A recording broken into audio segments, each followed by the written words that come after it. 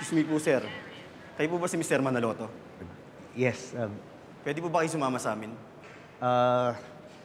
malapit na ako mag-boarding eh. Bakit po ba? May nakitang problema po sa bagahe nyo. Anong problema? May nakita pong baril sa maleta nyo, sir. Barel. Opo, sir.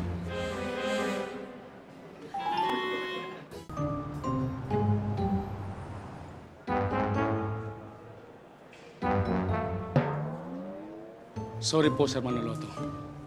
Akala po namin baril eh. Hindi, okay lang. Ginagawa niyo lang naman talaga yung trabaho niyo. Ay!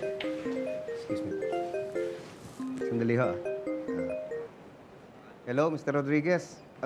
Pasensya na kayo kanina. Tumatawag kasi ako. Nagka-problema dito sa pinasabay ninyo. Akala nila totoong barel. Sorry, Mr. Manaloto. Hindi pala nasabi ng assistant ko na stand yan ng lamp. Baril lang talaga ang design. Friend kong designer kasi ang gumawa niyan. Oo nga. Hindi, okay lang kasi nagawa na naman ng paraan. Okay na. Salamat, Mr. Manaloto. Babawi na lang ako sa iyo pagdating mo rito sa LA. Anong oras ba ang flight mo? Mga 1 hour ago.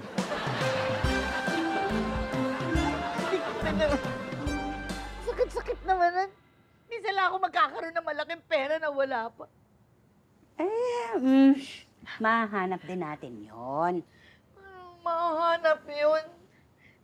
Talagang, kung alam ko lang na mawawala yun, di sana binayaran ko na si Berta ng buo sa sweldo niya. Parang hindi na ako nangihinayang ng ganito. Babalik din yun. Hoy! Ano nangyari? May nawala ka na naman? Hindi, wala. Hinarang ako sa immigration dahil dun sa pinadala ni Mr. Rodriguez. Ano bang pinadala niya? Barel. Barel! Barel pinadala? Hindi naman totoong barel. Ano lang, pyesa ng lamp, ng ilaw, yun lang. Paano yan? Wala minove na lang nila yung meeting. Nakuha na ako ni Janice ng bagong ticket, na-i-book na ako. Kaya lang bukas pa, kaya umuwi na lang muna ako. Kumain ka na ba? May pagkain dyan? Hindi pa, ano pagkain? Talaga?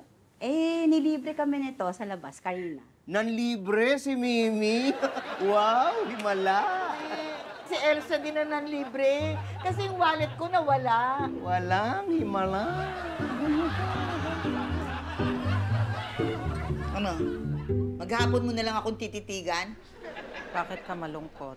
Bakit hindi ako malulungkot? Minsan lang ako magkapera na wala pa yung wallet ko. Anong nawawala? Wallet ko nga, dahil nandun yung pera sa loob nun. Wallet? Hindi naman yun nawawala. Ha? Naiwan mo to kagabi, kaya tinabi ko. Ay, ang wallet ko! Ang wallet ko! Nasa iyo pala. Ba't hindi ka nagsasalita? Hindi ka naman nagtatanong.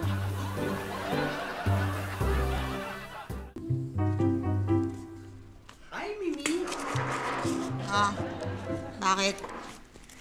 Balita ko kasi nagkaroon ka ng pera eh. O, ano naman ngayon? Iniisip ko, baka gusto mong palaguin yung pera mo. Ay, naku, hindi, ano? Palis ka na nga. Teka muna. Makinig ka muna. Pakinggan mo ako, okay? Ano nga yun? O, sige. May mga boxes kasi ako na kung ibenta mo sa junk shop, makakakuha ka ng 8,000 pesos. Pero, bibigay ko lang sa iyo ng 6,000. Sigurado ba yan? Of course! Sigurado ka. Oh, 6,000. Mabibenta mo ng 8,000 pesos. 3, 4, 5, 6. Yan ha, inintrega ko sa'yo ha. Okay. Kailangan ang magandang balik niyan ha. Yes, ma'am. Yes, ma'am.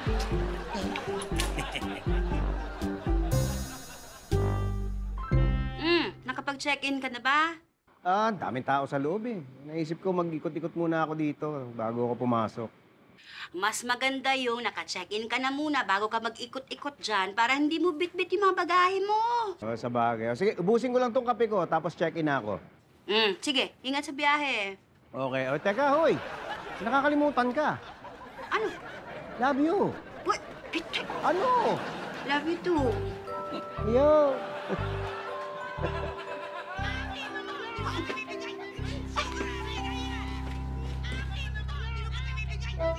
Hindi! Akin na sabi! Hindi! Ate mo!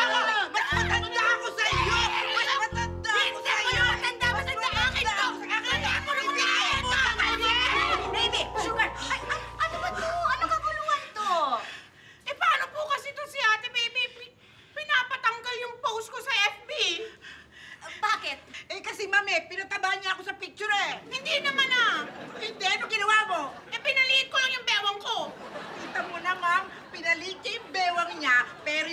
sabi niya, lumaki.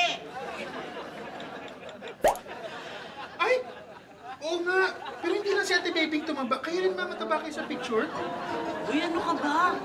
Hindi lang naman sa picture mataba si ma'am. Ay, ma'am. Bakit?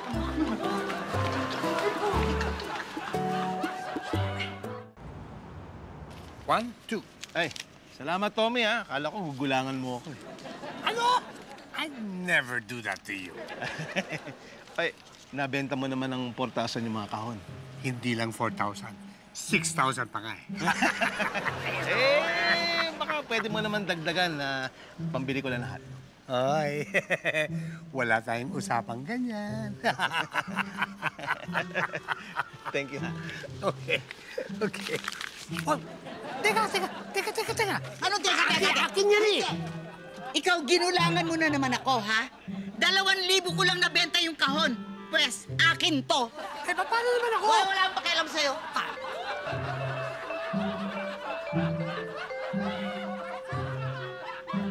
Hatiin mo naman ako dyan, oh. Uy, wala tayong usapang ganyan.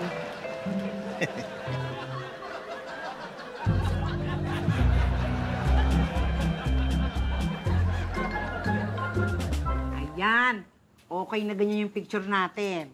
Eh, sorry na nga. Eh, kasi ang dami nagla-like ng picture ko pag payat ako. Hindi ka naman ganun kataba. Pero hindi ka payat. Uy, tama na nga yan. Ay, Sugar, eto lang masasabi ko, ha? Hindi mo kailangan baguhin yung sarili mo para lang purihin ka ng ibang tao o kaya makakuha ka ng likes. Hindi ba? Kasi sa dulo, hindi lang yung FB friends mo ang niloloko mo, kundi pati sarili mo. Yan din pong sabi ko sa kanya, ma'am. Eh, kung talagang gusto mong pumayat, gawin mo yun para sa sarili mo. Hindi para makakuha ng maraming likes. Huwag ka mag-alala, ma'am. Hindi ko nalalike yung mga post mo.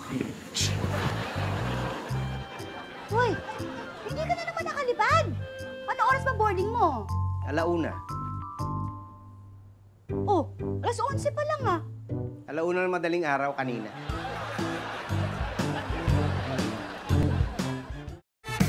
Tawa.